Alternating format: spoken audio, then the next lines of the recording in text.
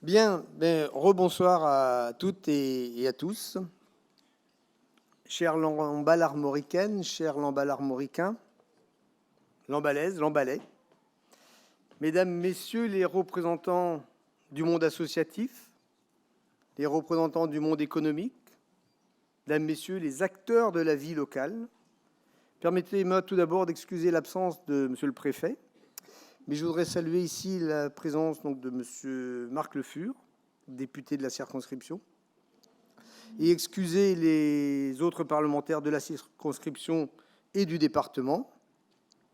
Saluer également Madame Madeleine Lyon et Monsieur Stéphane de Cély-Dupin, conseillers régionaux, et excuser l'absence de Monsieur Loïc Chenet-Girard, président de région, mais que j'ai l'honneur de représenter par la même occasion. Voilà, donc c'est fait.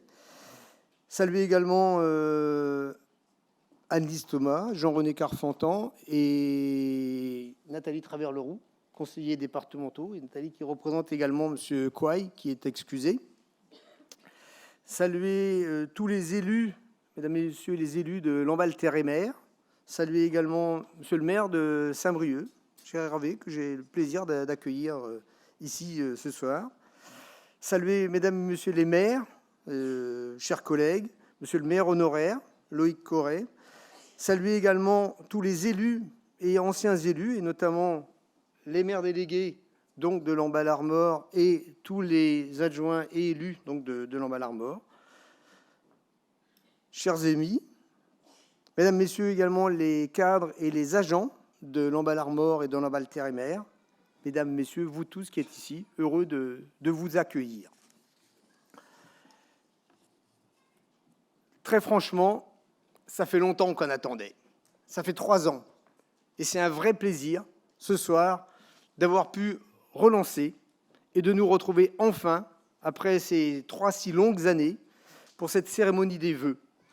Moment collectif, fraternel, et qui est important dans nos vies parce que ça rythme le temps, ça rythme nos activités, nos rencontres. C'est un grand honneur, un grand plaisir, en plus pour moi, donc d'adresser à chacune et à chacun d'entre vous tous mes vœux les plus chaleureux, de joie, de bonheur pour la nouvelle année 2023. Et bien sûr, parce que nous sommes aussi et avant tout ici pour ça, de prendre un petit temps de rencontre et d'échange. C'est aussi le moment d'avoir une pensée forte pour celles et ceux qui sont ou touchés par la maladie ou qui ont perdu des êtres proches depuis ces moments où nous étions rencontrés. Lamballe-Armor. Lamballe-Armor, vous en avez eu une présentation. Quelle commune qu'est la nôtre. La beauté, la diversité des vues aériennes que vous avez pu voir tout à l'heure, que vous avez pu voir aussi dans le film à l'instant. Ces vues de cette commune nouvelle qui ont défilé se passeraient de commentaires, parce que vraiment, on en voit une grande diversité, une grande beauté. L'archipel lambalais, comme on le dit, c'est à la fois urbain, rural et littoral, et c'est un vrai trésor en soi. Et je tiens à saluer chaleureusement les différentes équipes des communes déléguées qui ont su construire cette si belle entité et les remercier, parce que je crois que c'était une démarche intéressante, courageuse, ambitieuse, visionnaire à mon avis. Lorsque nous écoutons les nouveaux habitants de Lamballe-Armor, ils nous disent combien notre territoire est magnifique, accueillant, combien ils sont admiratifs du patrimoine architectural, naturel et de la vie qui s'y passe, parce que je crois que c'est ça aussi qui est important. Quels sont nos atouts ? D'abord, je crois que la première des choses, je l'ai dit tout de suite, c'est bien notre histoire. Cette année, en 2023, nous fêterons les 50 ans, le cinquantenaire des premières fusions avec les communes voisines.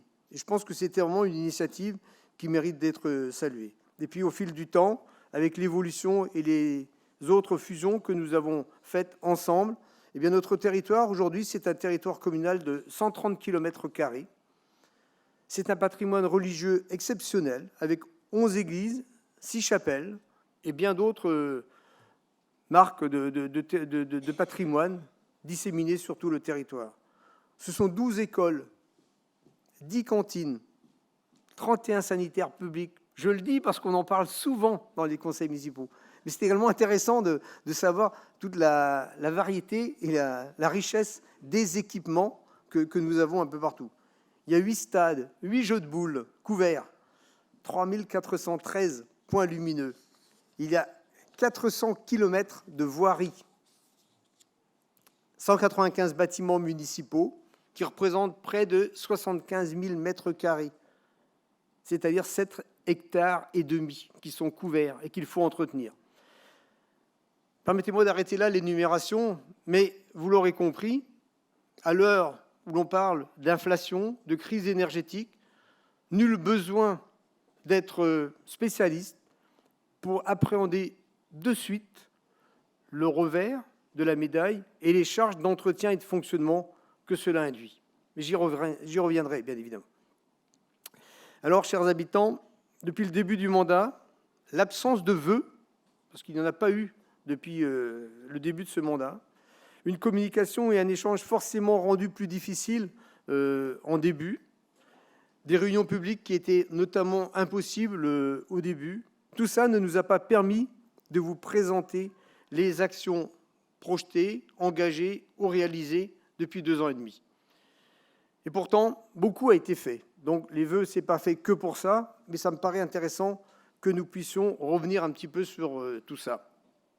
D'abord, nous étions au début en période de pandémie et, vous le savez, la mobilisation collective a été très forte dès les premiers temps contre la pandémie de Covid, qu'elle soit municipale, mais qu'elle soit aussi en lien avec les associations, avec tous les acteurs économiques, individuels sur la commune.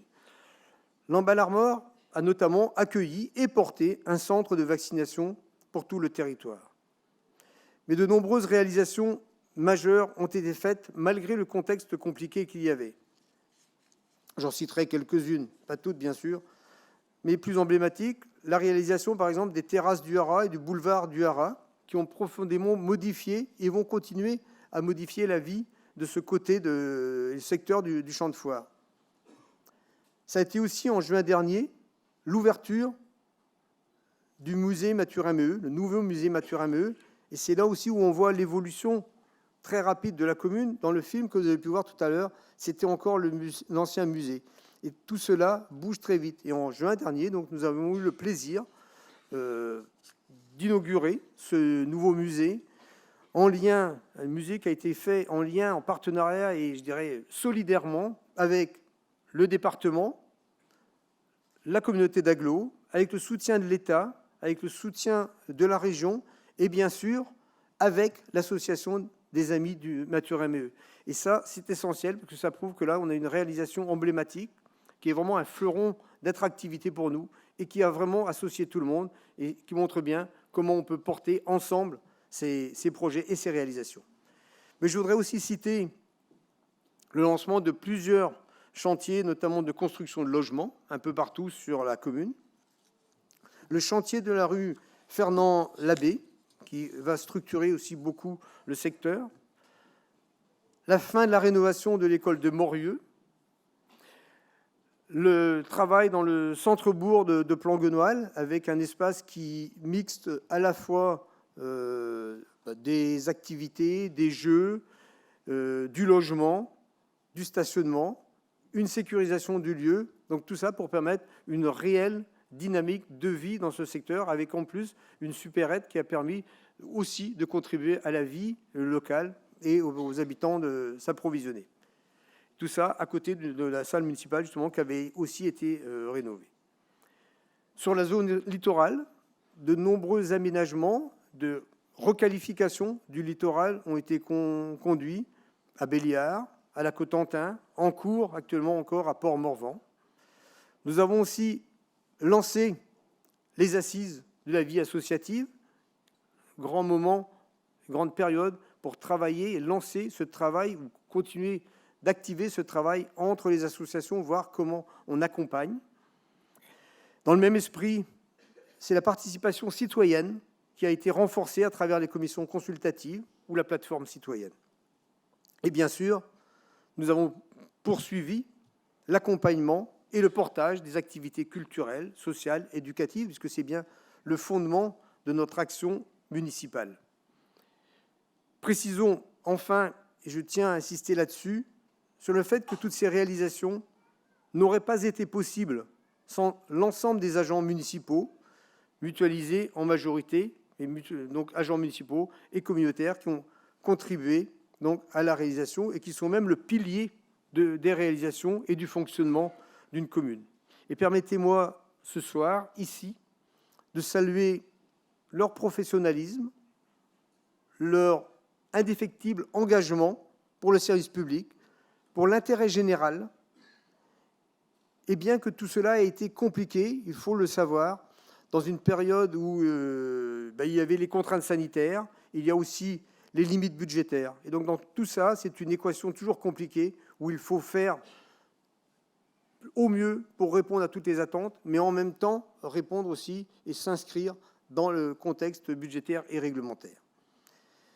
Et nos agents municipaux, ils permettent, et c'est le rôle majeur d'une mairie et d'une commune, d'apporter des services indispensables à la population. Alors après tout ça, heureusement, l'année 2022 a vu le retour en force du vivre ensemble et du partage. Et on a pu le voir notamment à travers la relance et la parfaite réussite des Régalades, le forum des associations, mais aussi toutes les manifestations qui se sont déroulées sur notre territoire. Et au-delà, et j'en dirai un mot tout à l'heure, à travers aussi toute la dynamique économique qui s'est mise en mouvement, qui était déjà là avant, qui, certes, n'a pas beaucoup faibli pendant la période, mais qui a pu retrouver toute sa vigueur. Bien sûr, pendant ces périodes, quelques décisions ont été et continuent à être discutées. Et c'est vrai, discutées parfois de façon très virulente. Je pense par exemple, mais vous n'auriez pas compris si je n'avais pas dit un petit mot quand même, je pense par exemple aux Landes de la Poterie, je pense aux Landes du Gras à Mélin et aux nécessaires travaux d'aménagement sur la rue Foch. C'est vrai que ce sont des moments, des chantiers où il y a sûrement besoin toujours de plus d'explications et où il y a des discussions et tout. Mais sachez une chose, c'est qu'avec l'équipe, en permanence, jamais nous n'avons esquivé aucun débat et nous continuerons, s'il le faut, comme on l'a déjà fait jusqu'à présent, à toujours échanger avec les citoyens ou avec les élus, qui qu'ils soient, de la majorité, des minorités, pour expliquer pourquoi nous sommes convaincus que ce sont de bonnes décisions et qu'il s'agit pour nous de constamment penser à l'intérêt général, penser à se projeter sur l'avenir, et c'est ce pourquoi nous avons été élus.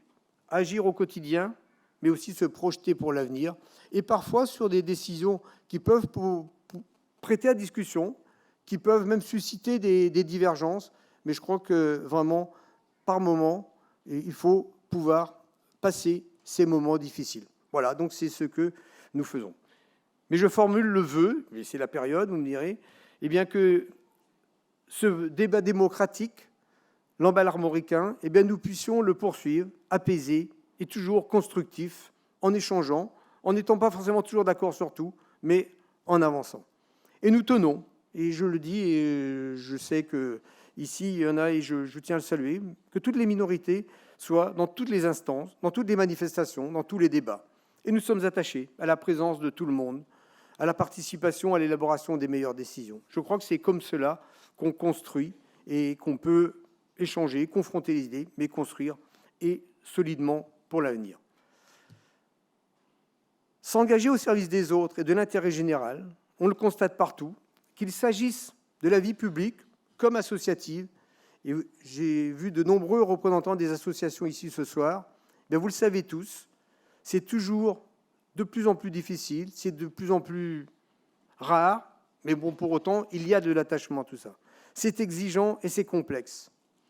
Mais ce que je voudrais vous dire, en vous disant que c'est parfois difficile de s'engager, eh bien, c'est que l'engagement de l'équipe municipale, il est entier.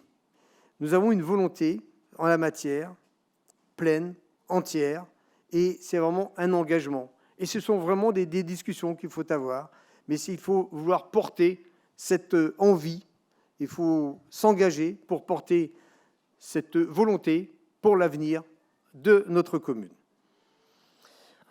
Au-delà de ce que je viens de vous dire pour la commune, et je vais y revenir tout à l'heure, je voudrais prendre un petit peu de recul et s'éloigner un petit peu peut-être de l'Enbal-Armor, revenir sur le fait que, après cette pandémie qui est venue, qui a ébranlé, il faut bien le reconnaître, beaucoup de nos certitudes, beaucoup de notre façon de voir les choses, et bien depuis près d'un an, beaucoup d'autres choses ont continué à basculer. Cela nous paraissait impossible. Je pense que pour la plupart, nous n'avons pas connu de période de conflit. Et bien néanmoins, depuis un an, nous connaissons ce que nous n'imaginions pas, ce qui paraissait être impossible vu l'évolution qu'il y avait eu auparavant, la guerre de retour sur le continent européen avec un pays qui en envahit un autre. Tout cela a contribué à accentuer des crises qui étaient déjà sous-jacentes, mais qui se sont accentuées et qui, aujourd'hui, prennent des formes, je dirais, multiformes, voilà, des formes diverses, et qui, aujourd'hui, nous amènent et nous mettent devant des défis d'autant plus importants à relever. Ce sont des crises multiples, une crise énergétique, on le connaît tous en ce moment avec la flambée des prix, mais avec aussi une nécessité de réfléchir à nos approvisionnements, une crise climatique qui, il y a encore quelques années, était contestée. Je crois qu'aujourd'hui, plus personne ne peut la contester. Maintenant, le défi qui reste, c'est comment est-ce qu'on prend le courage d'agir. Une crise financière, avec une inflation qui est devenue galopante, générale. Je pense à l'augmentation et la forte progression des coûts dans les travaux publics que nous vivons au quotidien, mais aussi dans l'ensemble des services, dans les prestations. C'est valable pour nous, collectivités, mais aussi pour les habitants. Au-delà de ces crises que je viens de vous citer, nous connaissons aussi une forme de crise sociale, voire politique. On le voit avec le désengagement dans le cadre des élections au plan national. Certaines associations d'élus évoquent même, face à tout ça, un risque de blackout territorial. C'est un terme très fort qui se présente avec un choix cornélien de devoir augmenter les impôts pour les habitants dont la situation est de plus en plus difficile, ou bien de fermer des services municipaux. Une vraie interrogation. Et pour la première fois, en décembre, des mairies en région parisienne ont fermé des services une journée, une sorte de grève des mairies pour alerter ce qui risque de se produire dans nos communes si la situation continue de se détériorer ou si l'État continue à restreindre les moyens alloués. Nous ne sommes pas là et nous ne faisons pas l'aumône à l'État. Nous réclamons seulement des financements, gages d'autonomie de fonctionnement et de liberté d'action, indispensables pour maintenir les services de proximité dont vous avez besoin, dont nous avons tous besoin. L'augmentation des missions et des responsabilités qui sont les nôtres et que nous vivons et acceptons nécessite l'évolution des moyens correspondants. La commune de Lamballe-Armor, comme de nombreuses collectivités locales, fait face à de réelles complexités et difficultés budgétaires pour élaborer, justement, et équilibrer le budget 2023. Vous le savez, contrairement à celui de l'État, notre budget, il doit être équilibré. Alors, comment, dans un contexte aussi tendu et incertain, projeter ces investissements à moyen et à long terme? Comment fonctionner? Notre projet a déjà été réexaminé à l'aune de ces fortes contraintes financières et de l'accélération du dérèglement climatique, notamment des crises que je citais. Concrètement, parlons très simplement, 25 ou 30% d'augmentation du coût de l'enrobé, c'est ce que nous connaissons actuellement, c'est automatiquement 25 ou 30% de travaux de voirie en moins. Nous avons élaboré un plan de sobriété énergétique. Nous avons travaillé à la mutualisation des moyens humains et matériels, travailler à l'optimisation de l'utilisation de nombreux locaux municipaux. J'ai cité tout à l'heure les surfaces importantes que nous avions. On y travaille, en lien avec les associations d'ailleurs. Mais nous allons continuer à devoir réfléchir sur notre façon de conduire nos projets, adapter notre fonctionnement et nos recettes. Ce n'est pas le lieu ce soir, mais Je pense que c'est nécessaire et je pense que c'est souhaitable aussi dans un cadre de démocratie locale. Nous vous proposerons, d'ici quelques semaines, une rencontre publique de présentation et d'échange sur la situation budgétaire, sur les choix en termes de fonctionnement, d'investissement et de fiscalité que nous serons amenés à proposer lors du vote du budget. Et ce que je voudrais dire, c'est que dans tout ce contexte, qui peut peut-être paraître un petit peu inquiétant, je pense pouvoir dire que si cette période fait planer le risque du repli sur soi, qu'on voit un petit peu partout, hein, on le voit au niveau international, on peut le voir au niveau régional, partout, eh bien notre rôle, nous, d'élus, plus que jamais, c'est justement de voir plus loin, de garder le cap sur l'essentiel, et justement de continuer à savoir où on va. Le cap, bien sûr, c'est, je ne vais pas le réinventer, c'est le projet de mandature que vous aviez validé en 2020 et qui doit continuer de guider notre action sur 4 axes que je rappelle très simplement. C'est favoriser l'épanouissement des habitants, c'était, et c'est toujours affiché là, c'est grandir ensemble. C'est ça notre rôle premier, c'est comment nous vivons, comment chacun se trouve bien dans sa commune, comment chacun progresse. Encourager la démocratie participative, votre participation, et je pense que c'est essentiel, c'est un enjeu pour nous tous de préserver ce bien précieux que nous avons. Et malheureusement, j'ai parlé tout à l'heure d'international un petit peu, nous l'avons tous les jours aux informations. Je ne prendrai que l'exemple de l'Iran. Je crois que nous devons prendre conscience de l'importance de la démocratie chez nous et de notre rôle à toutes et à tous pour la conserver, non seulement la conserver, mais la faire grandir en permanence. Je crois que c'est, et là, c'est au-delà de toute sensibilité politique ou quoi que ce soit, c'est un bien extrêmement précieux.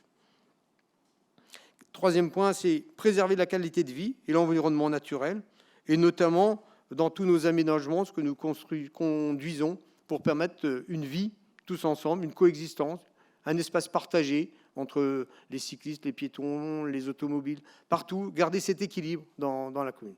Enfin, quatrième axe, eh bien, c'est un point important, parce qu'il s'agit de continuer à développer les solidarités, réduire les inégalités. Nous savons que dans des périodes difficiles comme celles que nous commençons à vivre ou que nous pourrions vivre, je crois que cet aspect est important. Aujourd'hui, heureusement, et nous en sommes fiers, notre territoire est sûrement l'un des plus dynamiques de Bretagne, région elle-même parmi les plus dynamiques. Et je crois qu'il faut le redire. Je crois que c'est une fierté que nous avons. Ce n'est pas le fruit du hasard. Notre communauté d'agglomération, Lamballe-Terre-et-Mer, est en effet la seconde intercommunalité, après celle de Vitré, en ce qui concerne le taux d'emploi. Le développement de Lamballe-Armor, ville-centre, et celui de l'agglomération, avec ses 38 communes, sont intimement liés. Et ça, depuis des années, et on avance ensemble. Une complémentarité exemplaire entre Lamballe-Terre-et-Mer et Lamballe-Armor, au service des habitants, est nécessaire. Travailler en synergie avec nos partenaires, nos voisins, c'est une ardente nécessité, c'est une opportunité pour notre avenir. Il nous faut de l'ambition, et nous l'avons. Il nous faut de cette ambition pour notre ville, pour tout son territoire, et bien au-delà.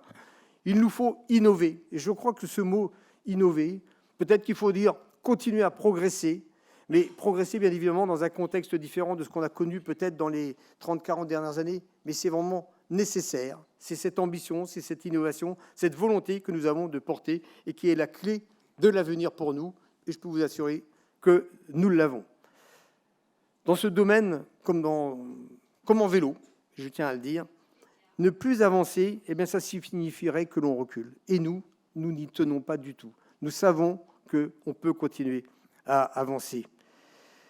Depuis plusieurs années, notre développement il repose sur une solidarité communautaire, une forte volonté commune de favoriser la création de nouvelles activités, sources d'emplois, sources d'habitants, de revenus, de retombées économiques, gage d'une activité préservée. Nous avons une économie active et diversifiée, notamment industrielle. Nous sommes reconnus territoire d'industrie parce que nous avions beaucoup de choses et nous voulons continuer à avancer. Une économie agricole forte, des services, du tourisme, et nous devons continuer à conforter ça dans l'intérêt de tout le monde. Mais nous partageons aussi des ambitions, notamment en matière de transition écologique et sociale, avec nos autres partenaires. Je voudrais citer ici le département. Avec le département, nous signerons le nouveau contrat de territoire avec le président Coy le 17 janvier. Preuve de notre engagement à porter des choses ensemble.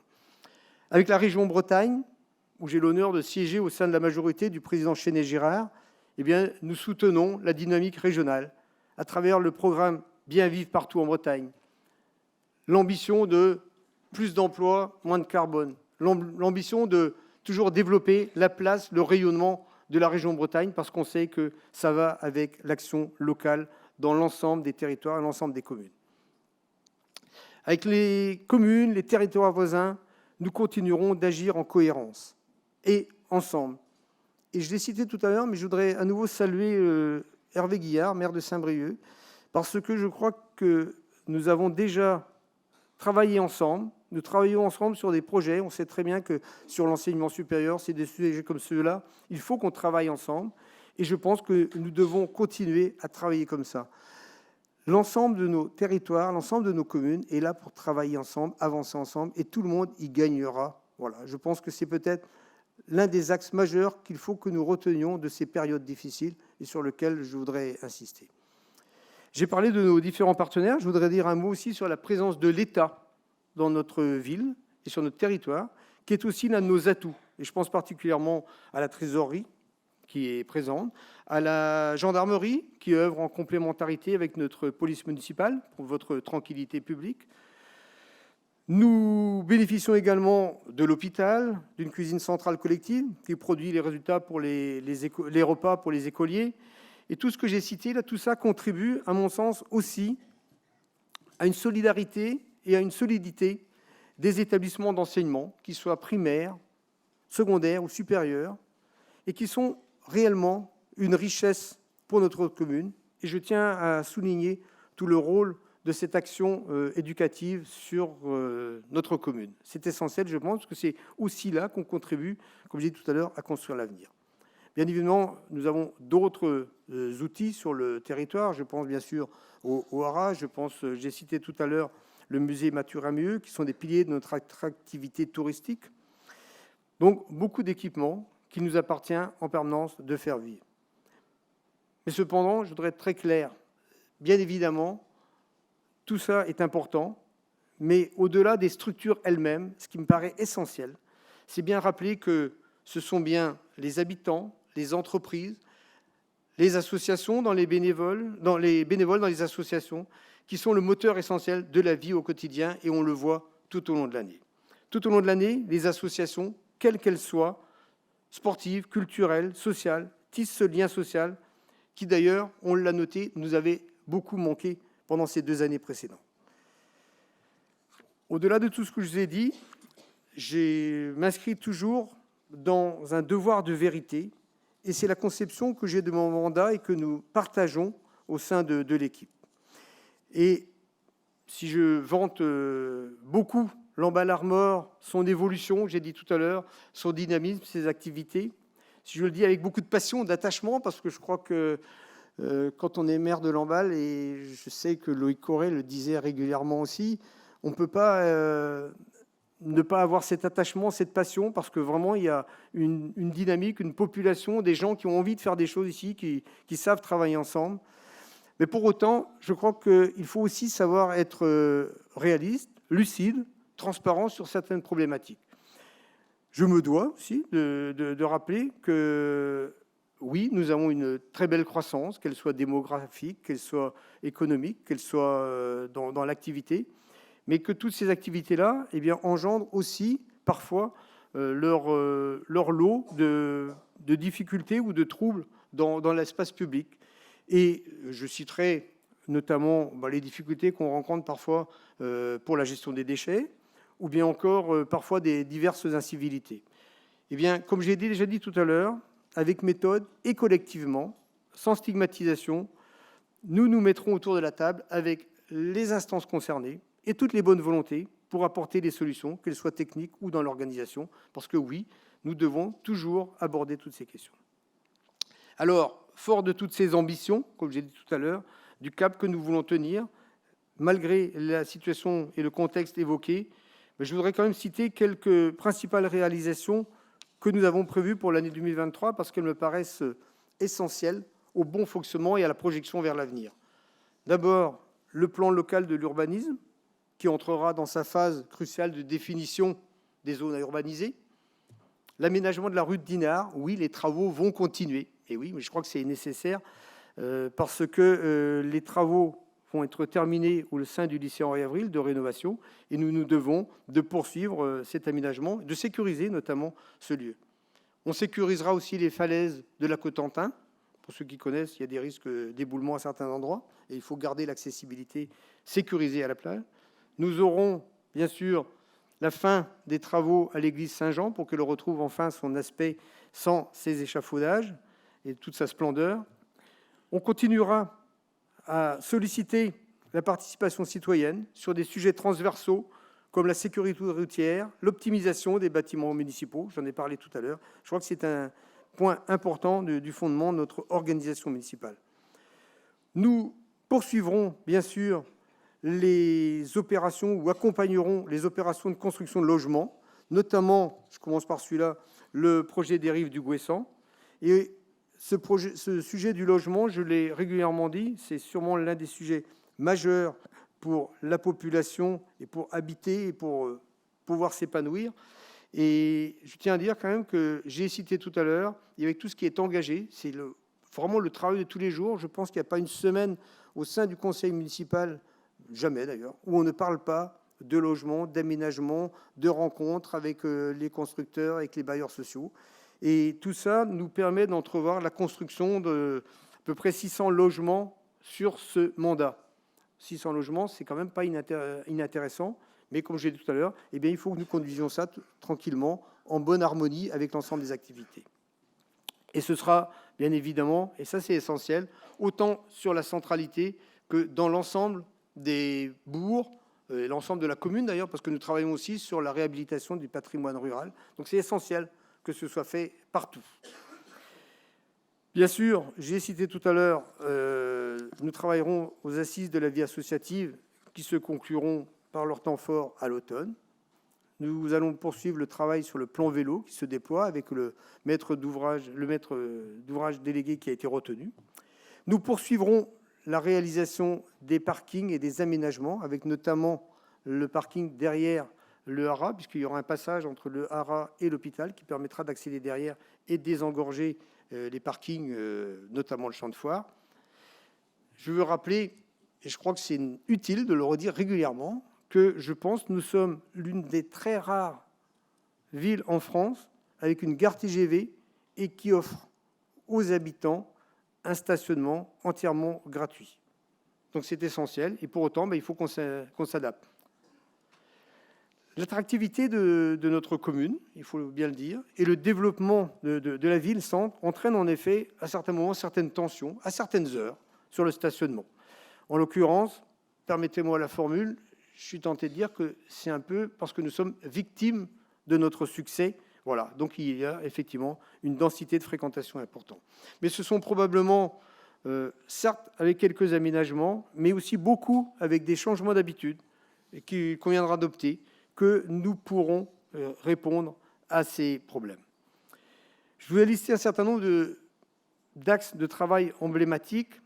Je ne voudrais pas m'étendre trop longtemps sur cette liste, parce qu'il y aura bien d'autres choses. On va poursuivre les travaux sur le littoral. On conduit la réflexion sur les bourgs, sur Mélin, sur l'aménagement de Marouet. On aura aussi des logements sur la poterie. On va avoir beaucoup de choses et on veille à ce qu'il y ait toujours ça. Mais je tiens quand même à dire, et je vois qu'il se prépare là-bas, on est là quand même avant tout, j'ai dit tout à l'heure, pour échanger. Alors, ce que je voudrais vous dire, avant de terminer, c'est rappeler qu'une commune, d'ailleurs, le terme commune, c'est mettre des choses en commun. On l'oublie parfois. Une communauté aussi de communes, c'est aussi des communes qui mettent des choses en commun. Donc ce mot, il a quand même un sens extrêmement fort. Cette commune, c'est la cellule de base de la démocratie, du vivre ensemble. J'ai aussi insisté là-dessus tout à l'heure. Eh bien, vous pourrez toujours compter sur nous pour faire vivre ce sens commun, cet intérêt général, ces choses qu'on fait ensemble, qu'on met en commun pour produire pour tout le monde. et donc pour porter l'intérêt général.